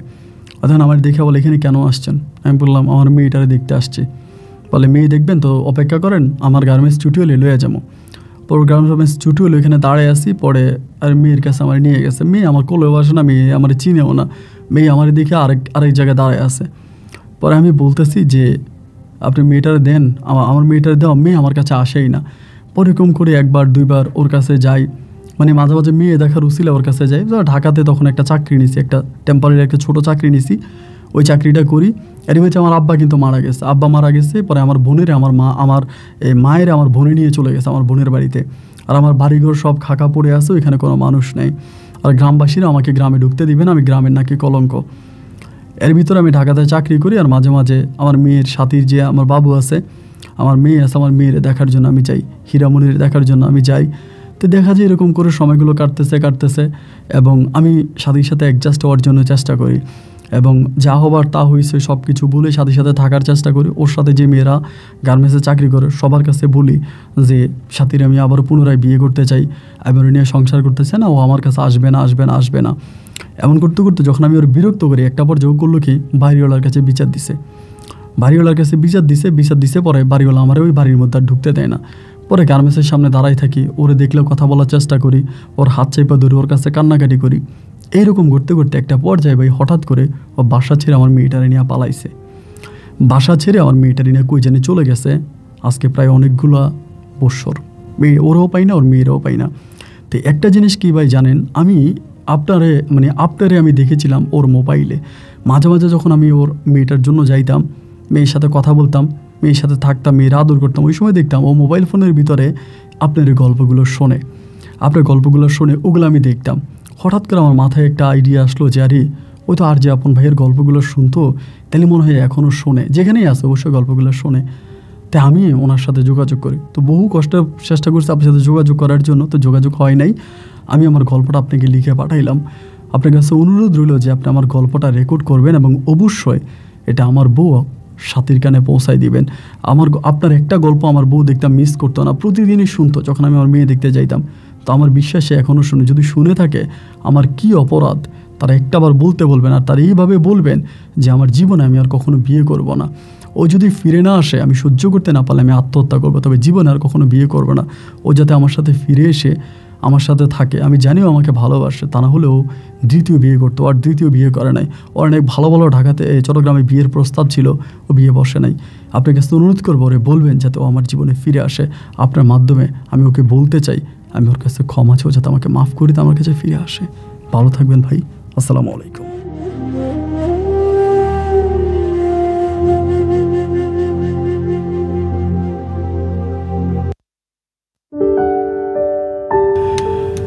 বন্ধুরা সবাইকে অনেক বেশি ধন্যবাদ এই পর্যন্ত আমার সাথে থেকে চট্টগ্রামের ভাই সাইদুল ইসলামের জীবনের বাস্তব গল্পটা শোনার জন্য। গল্পটা আসলেই হয়তো প্রথম দিকে এরকম ছিল না, কিন্তু শেষের দিকটা করুণ বেদনাদায়ক। এবং আসমা ওর সাথে প্রতারণা করেছে, এবং দেখেন সাইদুল প্রতারণা করেছে সাথীর সাথে, এবং সাইদুল প্রতারণা করেছে সাথীর সাথে, আর সেই সাইদুলের সাথে প্রতারণা করেছে আসমা। অবশ্যই আসমার সাথেও কোনো একদিন কেউ না কেউ প্রতারণা করবে, এটাই নিয়ম। আসলে আপনি কাউকে ঠকিয়ে নিজে কখনোই সুখী হতে পারবেন না। কারো মনে আঘাত দিয়ে, কাউকে কষ্ট দিয়ে আপনি নিজের সুখ কখনোই পাবেন না, এটা সম্ভব না। দিন শেষে আপনি অন্য কারো কাছে প্রতারিত হবেন, এটাই বাস্তব, এটাই সত্য, আর এটাই প্রকৃতির নিয়ম। আমি এই গল্প নিয়ে কিচ্ছু বলবো না, জাস্ট একটা কথা বলবো, আপনাদের কি মনে হয় সাথীকে সাইদুলের কাছে ফিরে আসা উচিত? যদি উচিত হয় তাহলে আপনারা কমেন্ট বক্সে লিখবেন, আর যদি আসা উচিত নাও হয় সেটাও কমেন্ট বক্সে লিখবেন। আপনাদের কমেন্টগুলো অবশ্যই সাইদুল পড়বে, সে আমার গল্প শুনে ইদানিং সে আপনাদের কমেন্ট পড়বে। আর বোন সাথী, সেও যদি আমার গল্প শুনে থাকে, সে নাকি আজ থেকে 2 বছর আগেও নাকি প্রতিনিয়ত আমার গল্প শুনতো। আর যদি আজও সে আমাকে শুনে থাকে, তাহলে আমি একটা কথাই বলবো যে সাথী আপনার কমেন্ট বক্স চেক করবেন, কারণ যারা আমার বন্ধুরা আছে যারা গল্প শোনে, এরা বেশিরভাগে 25 বছর থেকে আপনার লাইক 35 বছরের কাছাকাছি বেশিরভাগ মানুষগুলোই দেখলাম। তো এরা একদম যথেষ্ট প্রাপ্ত অ্যাডাল্ট মানুষ, এরা অনেক কিছুই বুঝেছে, এদের কমেন্টগুলো অনেক মূল্যবান। আপনারা কমেন্টগুলো দেখবেন। সবাই ভালো থাকবেন, সুস্থ থাকবেন এবং আপনাদেরকে অনুরোধ করবো অবশ্যই আপনারা কমেন্ট করে এদেরকে একটা সঠিক পথ দেখিয়ে দেবেন। আজ এখানেই বিদায়, ইনশাল্লাহ দেখাবো অন্যদিন অন্য কারো বাস্তব জীবনের গল্প নিয়ে। আল্লাহ হাফিজ এন্ড আসসালামু আলাইকুম।